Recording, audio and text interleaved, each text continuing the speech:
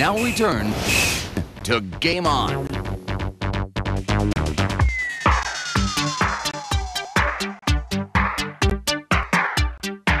In 1978, just as Americans were starting to buy Hondas and Toyotas, their kids were spending every cent they had on another product from Japan. A dream come true for any kid who saw Star Wars a zillion times and wished that they could be a Jedi warrior too. Space Invaders. Space Invaders said, hey, you want to be Luke Skywalker? Here you go. You had this thumping soundtrack with this heartbeat that would get you more and more excited as you played, and these wonderful spacey sound effects. Fighting Space Invaders' never-ending onslaught of evil aliens became a Japanese obsession. They had to increase the number of 100 yen pieces they were minting because so many were inside Space Invaders machines at any one time that they were running out of 100 yen pieces. The yen to play Space Invaders turned out to be just as great in America. By 1979, there were 60,000 Space Invaders machines in the United States, each making $300 to $400 a week. Midway, the coin-op company that brought Space Invaders to America, had invaded the space of Atari, the industry leader, in a big way. Rather than fight it, Atari CEO Ray Kassar hitched a ride into orbit with the game by licensing the home rights. Ray was the one who looked at Space Invaders and he said, if we made a Space Invaders cartridge for the VCS, I'll bet you that would sell. It's a bet Kassar won. Sales of the Atari VCS console doubled. And then Japan invaded again with an even bigger blockbuster, Pac-Man. When they were making Pac-Man, the guy who was leading the project took his team to lunch. They went for pizza in Tokyo, and somebody had taken the first slice of pizza, and then he looked down and there was Pac-Man staring at him. I got a pocket full of quarters and I'm headed to the arcade. Japan had started a global epidemic. Pac-Man fever. Pac-Man fever. It's driving me crazy. Driving me crazy. I got Pac-Man fever. Pac-Man fever. I'm going out of my mind. Pac-Man was on the cover of Mad Magazine and Time Magazine. I mean, Pac-Man was everywhere. Towels, ties, T-shirts. So we're talking about a multi-billion-dollar business here. But not every Japanese video game manufacturer was making it big overseas. A playing card company turned toy and game maker named Nintendo just couldn't get off the ground in America. At the time, Howard Lincoln was an attorney for Nintendo's struggling American division. They had a huge inventory of coin-operated video games, Radar Scope, which was the name of the game, which were not selling. But what Nintendo also had was Shigeru Miyamoto. Today, he's considered one of the greatest video game designers of all time. But back then, he was a brand new hire, personally discovered by Nintendo's boss, Hiroshi Yamauchi. Hiroshi Yamauchi looked at him and said, wow, there's something special about this guy. There's some kind of creativity here that I've never seen before. The guy's going to be a force.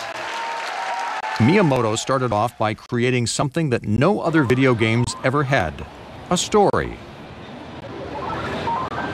And I thought, well, if we have a guy who's chasing after a gorilla, who's kidnapped a girl as he goes up, then that would be something that would be very fun.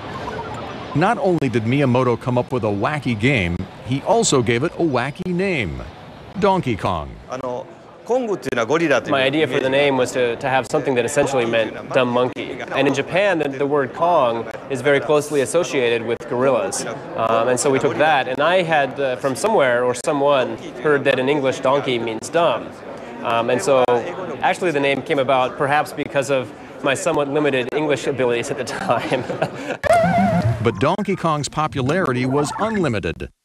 It became the most popular game in the world after Pac-Man, and Nintendo's first hit in America. Donkey Kong, Pac-Man, and Space Invaders ushered in the golden age of video games.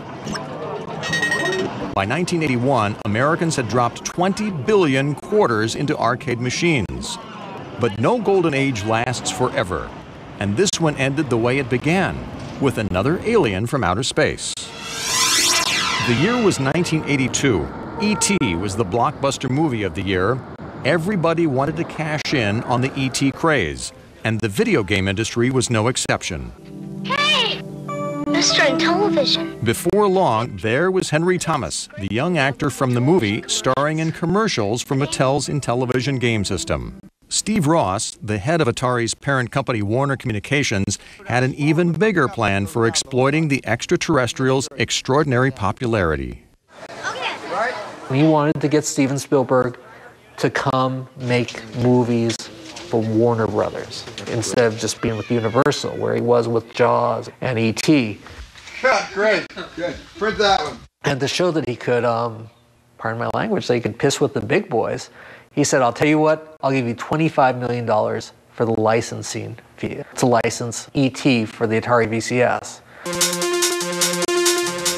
When Spielberg said okay, Ross ordered Atari to have the game ready by the start of the Christmas shopping season. There was only one problem. That favorite time of year for the kids and the retailers was only 6 weeks away. And, of course, the game was terrible. It's remembered as one of the worst games of all time, and deservedly so. On the heels of Atari's worst game came December 7th, 1982. A day that will live in video game infamy. There may be trouble in Toyland, at least in the video games division. This week, industry giant Warner Communications, makers of Atari, announced that 1982 earnings would be far below previous expectations. The day of the announcement, Warner's stock plummeted. Atari CEO Ray Kassar tried putting on a brave front. We've been in the limelight, and any little sneeze, I think, has had a pneumonia impact on the street, but business is still very good. But the damage was done. Atari lost $350 million and laid off 3,000 employees. And as Atari crashed, so did the entire industry. Mattel, the maker of Intellivision, faced a deficit of $200 million. Coleco was on the verge of bankruptcy. On the coin-op side, Bally Midway saw its profits slide by 85%. We had this hit product called the Atari VCS. It made billions of dollars. It was a great product, obviously, but it was going to end. Eventually, it petered out. I think every game that could have been made for Atari was made. And not all of them were hits. There were a tremendous amount of bad games being made. There were also some very good games being made. But when the market is flooded with an inferior product, you can only burn people so many times. According to legend, and very well verified legend, Atari took millions of games that they could not sell. They put them on some trucks, they drove them out to New Mexico, they dumped them in the desert.